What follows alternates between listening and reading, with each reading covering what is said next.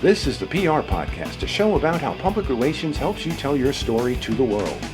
We talk with great PR practitioners who have the skills, creativity, and just plain savvy to get their clients noticed. Now here's your host, Jody Fisher.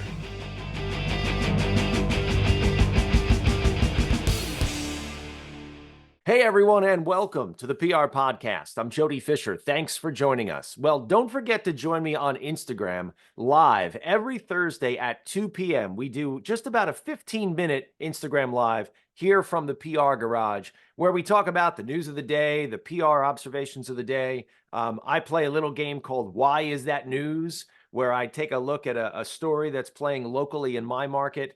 And I sort of dissect it and describe why I think it made the newspaper, why it made TV, and what the PR thought process was going into that. And I want to hear from you guys, absolutely. So tune into that every Thursday, 2 p.m. Eastern on Instagram Live. That's on my handle at Jody Fisher. Now let's get on with our show for today. We got a really special guest. Ed Sweeting is a senior photojournalist with News12. Now, Ed has done it all. He's covered some of the biggest stories and created some of the most iconic moving images of the last 3 decades. Now, whether it's shooting video for a reporter package, running and gunning as a VOCam, producing under deadline, or running live shot, Ed's professionalism and keen eye for what looks good on TV and gets the job done puts him at the top of his game. He's also an award-winning barbecue chef running Big Ed's Sweet Smoke Barbecue, where he's competed in contests across the Northeast. And I know we're going to talk about that. Ed, welcome to the PR Podcast. Hi, Jody. Thanks for inviting me. Thanks for being here. So how'd you get started in news? Take it back to the beginning. What got you bit by the bug? Well, actually, I just needed a job. I had got an associate's degree in video and film down in Orlando, and I wound up coming back home to Long Island. I grew up, born and raised out here in Islip, and came back home to Long Island and needed a job. Put a couple of applications out, and I landed at TV 55. That was in '95, the summer of the wildfires, the Hamptons wildfires. Yes. out east, and I was there for about 3 years, and then I started News12 in '98, and I've been there ever since. It takes a special personality and a really specific kind of personality to do the job that you and other videographers do. For number one, you're the equipment guy, right? I mean, you are carrying the camera, you're making the truck work, you're making everything that makes the TV image work, right? You are looking through that lens and you are finding the images that are going to be just the right images to go with the story. Tell me about the experience of actually being a videographer and sort of, carrying that camera around and looking for those right images. Well, it has gotten lighter over the years, but it's still a dinosaur. I mean, nobody really needs those big production cameras anymore, but we still do have them. Everybody's got a 4K camera in their pocket nowadays, so it's definitely, the world has changed. But I'm just finding the stories, telling a story. I'm normally, in the beginning of my career, I'd be working with reporters as partners, and they'd be telling stories with their words, and I had to tell that same story with pictures to go with their words. And sometimes it didn't mesh, but on the good times, on the good days, it does mesh very well. And you always got to find that moments. You got to be, your head's got to be on a swivel. You got to be looking around for those emotional moments, or you have to be almost a clairvoyant to know what's going to happen next, where to be in the correct position to capture that moment that hasn't happened yet. And that just comes with experience. It's kind of a hard thing to teach. I train a lot of the new photogs that come through News12, and teaching them situational awareness, knowing that there's more stuff going on other than what's in the lens or what's in your viewfinder. Your head's got to be moving around to see what's next, what am I missing, what's happening that I'm not capturing, that I need to capture to tell that story. Yeah, you and I both know that being out in the field when you're covering sort of news that is breaking, as opposed to something that's planned, like a press conference, so you kind of know what you're going into, but even maybe not. And you tell me your story here. A little bit of it is luck, but a lot of it is what you just described, that situational awareness. Making sure that you're in the right place at the right time for the action that you want to capture to happen. It's kind of the old thing of saying, being struck by lightning, you got to know where to stand, right? Exactly. You have to know. It kind of just comes with experience, or just kind of feeling the story. Every story is going to be different. That's one of the best parts about my job. Is every day is different. I'm doing different things with different people, meeting different people, but it's always different. But in somehow it kind of falls into a pattern that you kind of have to, just recognize. And it just comes with experience doing this for almost, close to 30 years. I just kind of know the pattern. It's just almost instinct now that, but you gotta be, like I said, you gotta be in the right place at the right time, but you have to know it's coming. Like, just getting the emotions and getting the interact, like a meeting, like a soldier coming home, or hugging, seeing their child, surprising them at school, things like that. You just need to know to be in the right spot, because that's not going to happen again. You have to capture that moment while it's happening, because it's not gonna happen again. And if you miss it, it's gone forever. Yeah, that is a great point too. In addition, I guess, to putting your place in the right place at the right time to kind of anticipate and know where the action is going to happen, is to then, when you see it happen, to actually go for it, right? I mean, you can't, as a camera operator, you can't stand back and sort of be respectful, or be a fly on the wall. You actually have to get right in there, right? That's tricky situations, because sometimes it's, you want to be respectful. You want to be in moments of Mhm. emotional moments when real human things are happening. You want to capture that, but you also don't want to be intrusive. I mean, so it's a very fine line. I know a lot of photographers over the years that cross that line. Kind of gives us media guys a bad rap sometimes. I try to play as respectful as possible. I don't want to be in people's way. I don't want to be part of the story. I just want to capture the moment. And it's difficult sometimes. I mean, it's sometimes it works, sometimes it doesn't, and we do the best we can when we're out there. But it's always different, and you're dealing with different personalities that sometimes are part of that action, and they want it to be captured, they want it to be on TV, they want it to be seen. Other times people want to be private, and they don't want it, and they feel uncomfortable. So you got to read that too, body language, the person you're shooting. You have to kind of sense that. I mean, it's a hard thing to teach, and there's no easy formula. You just have to kind of read the room, as they say. Yeah, for sure.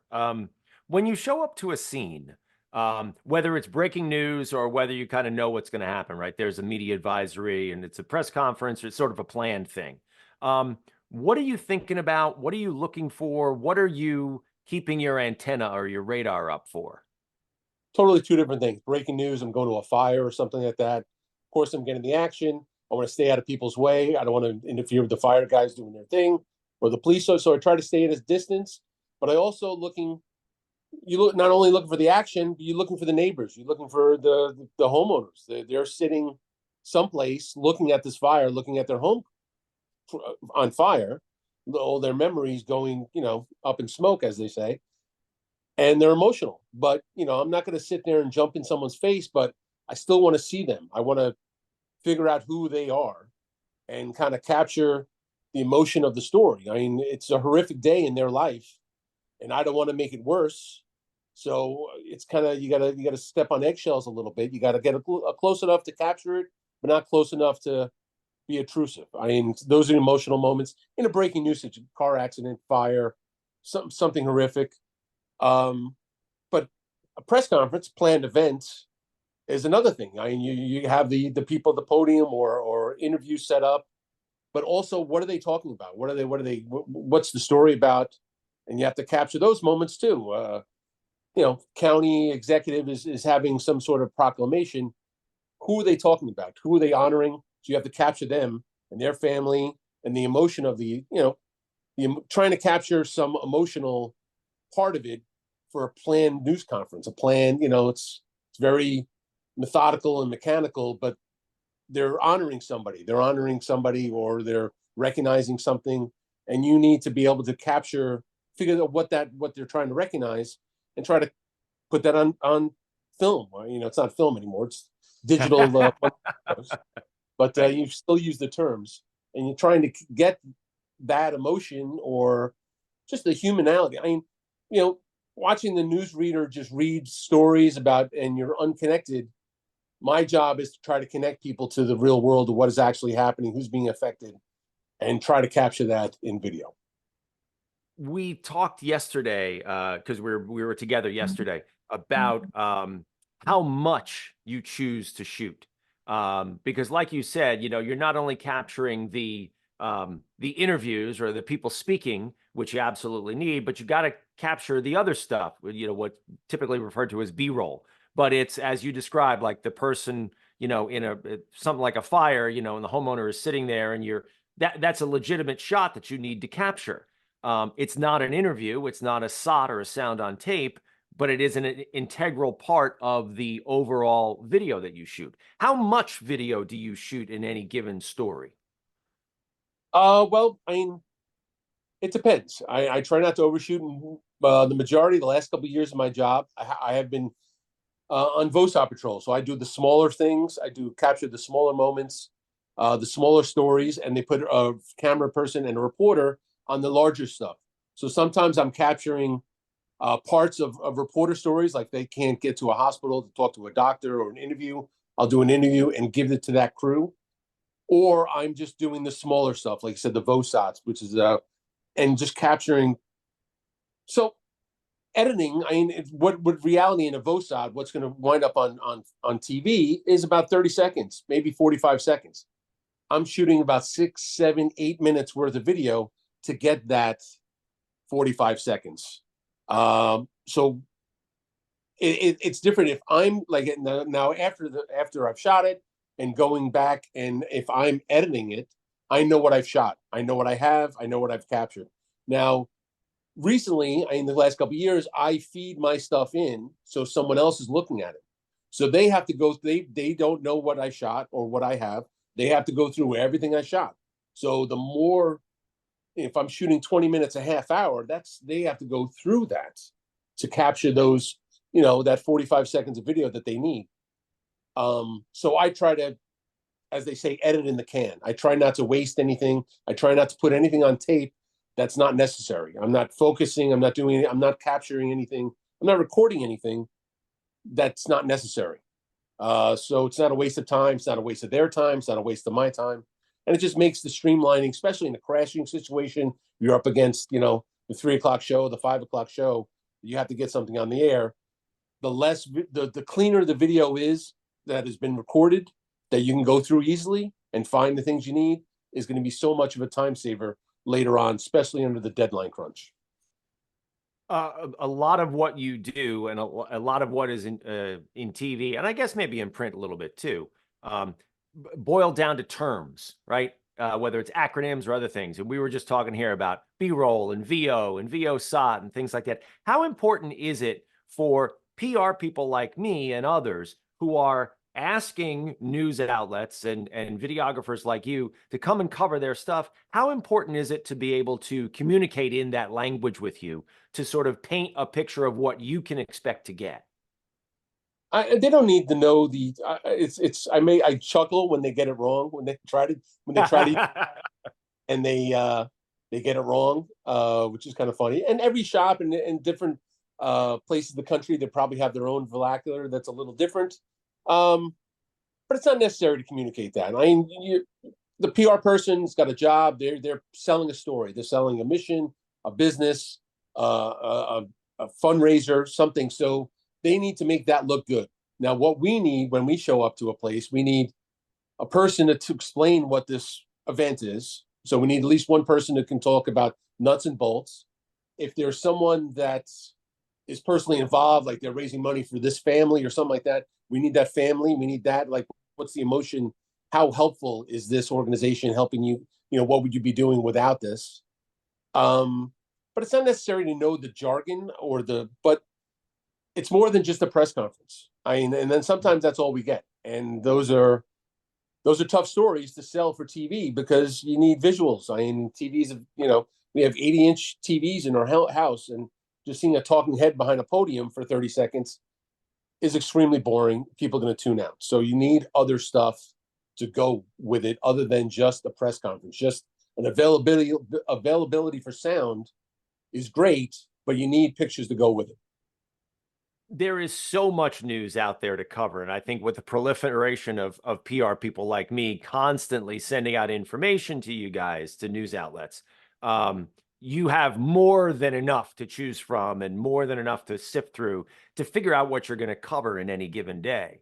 Um, does knowing that something is going to be especially visual, setting aside the newsworthy part of it, right? It's either got to be newsworthy or it's not. It's got to be important or it's not.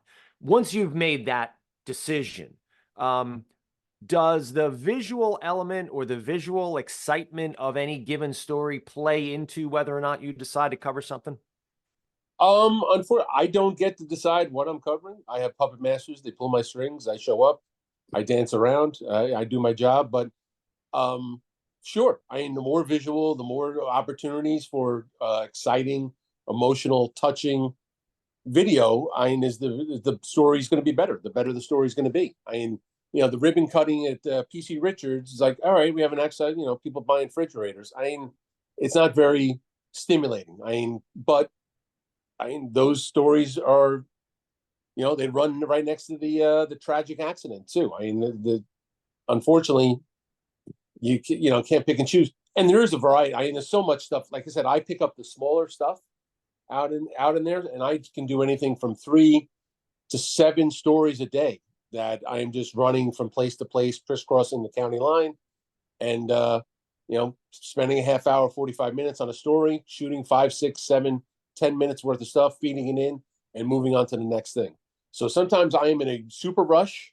Sometimes it's great. I have time to actually dig into something and find those moments, or talk to that one person that really makes the story.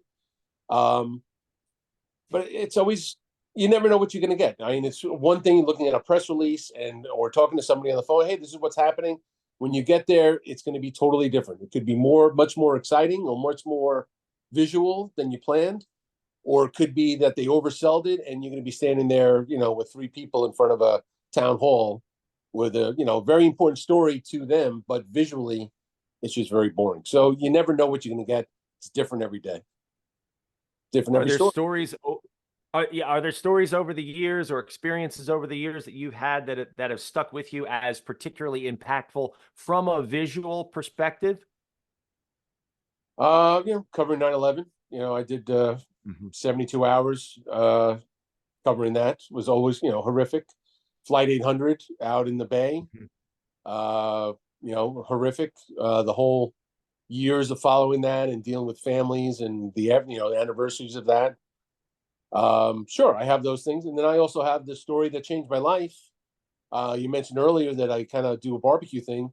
I never did any barbecue or cooking or anything like that. 2011, I spent a weekend with a competition barbecue team doing a nat sound piece, which is natural sound, no reporter, so just me and whatever I captured with my camera.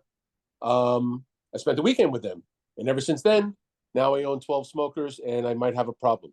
But that's the story that changed my life, and it's just hanging out with a barbecue team and just learning the skill and like what it all takes to do that.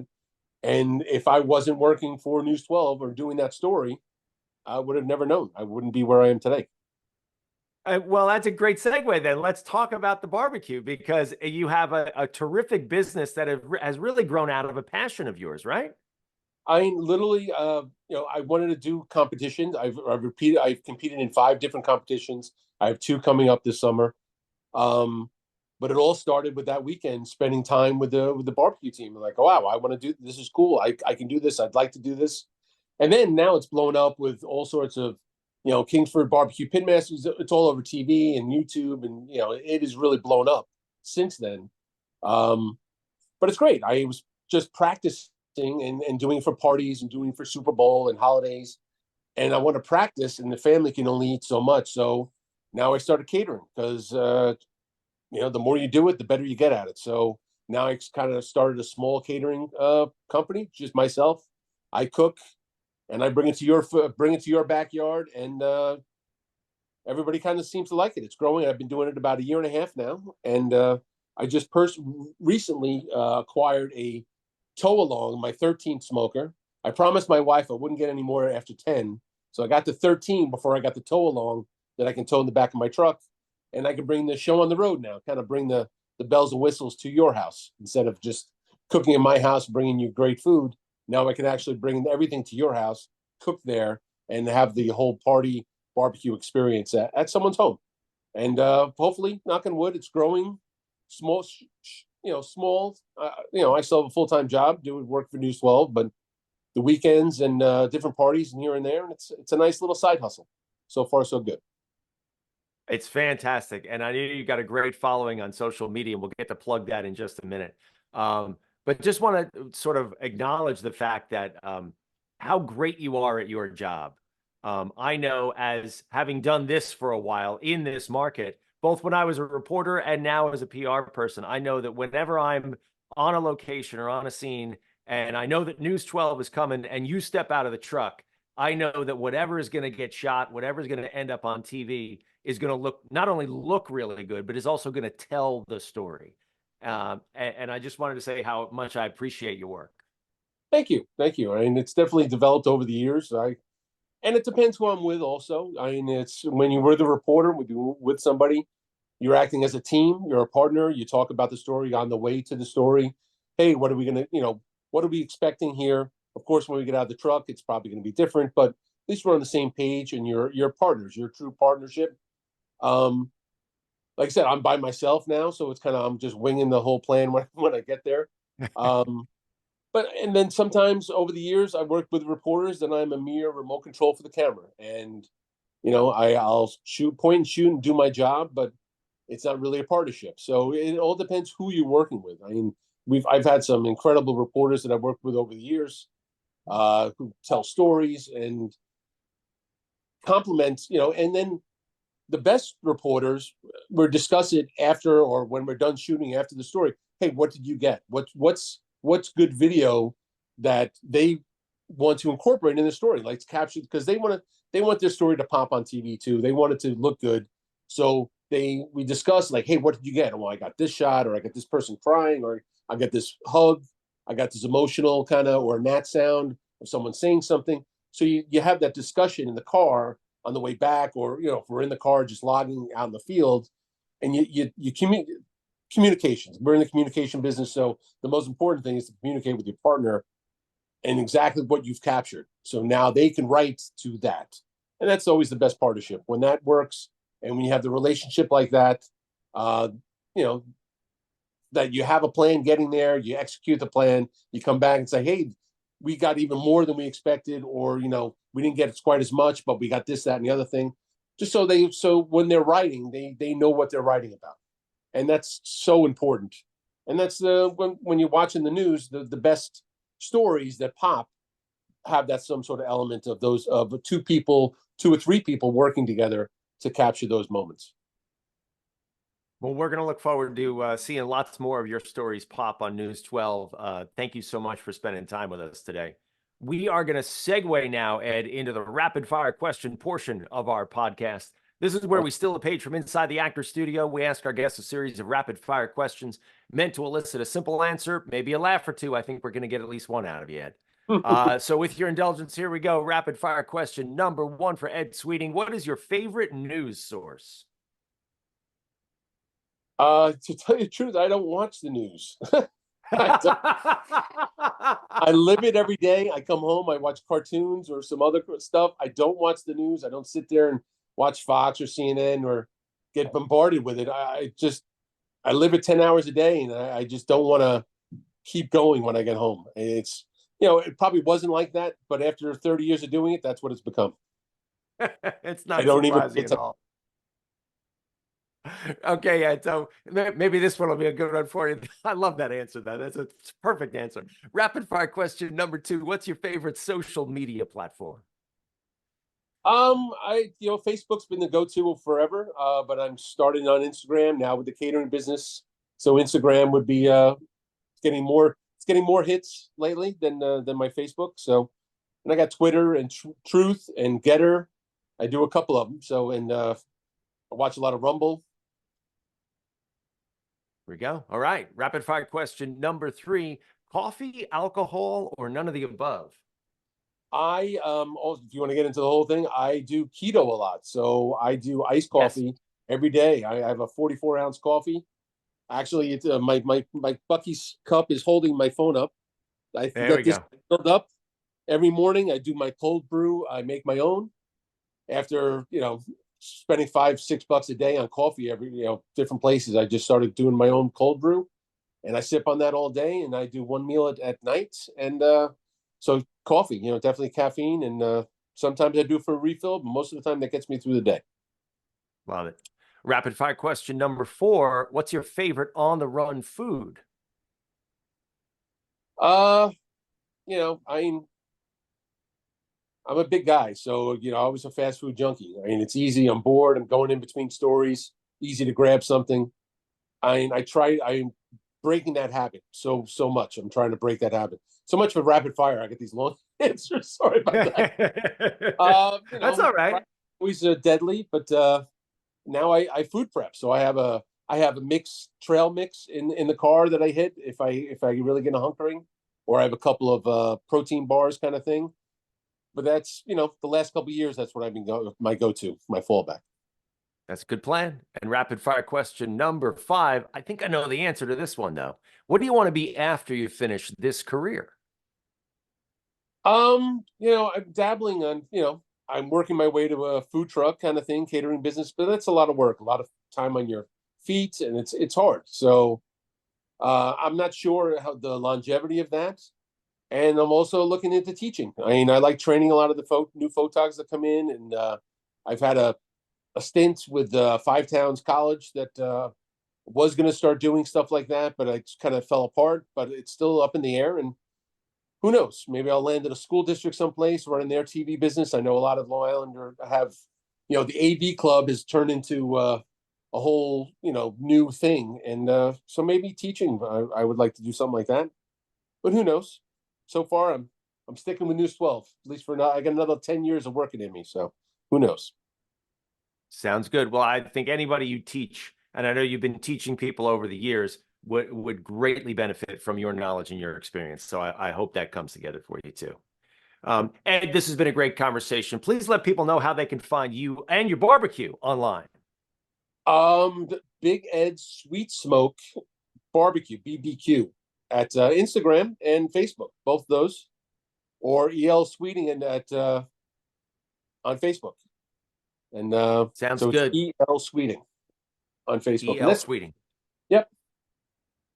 I post some stories that I do, and I try to put pictures and kind of tag sometimes when we have opportunities to do some social media with the stories that we've done. Lately, I've been doing the early morning second live shots with Jen Seelick, and taking a lot of good social media pictures and trying to get it out there a little bit. But who knows? I don't know if anybody's All right. Well, we will definitely look you up, Ed, and we will check out that barbecue. Thank you so much for being on the show today. And thank you, everyone, for listening. Please remember to subscribe to our show. Connect with us on Facebook, Twitter, Instagram, and TikTok at the PR Podcast, and send us a question or a comment. Our intro is by Christopher Appold. You can find him and his fantastic photography on Instagram at Christopher_APPOLDT. Check him out there and hire him for all your photography needs. You can find me online at Jody Fisher on all the socials and on the web at jodyfisherpr.com. We'll see you next time on the PR Podcast.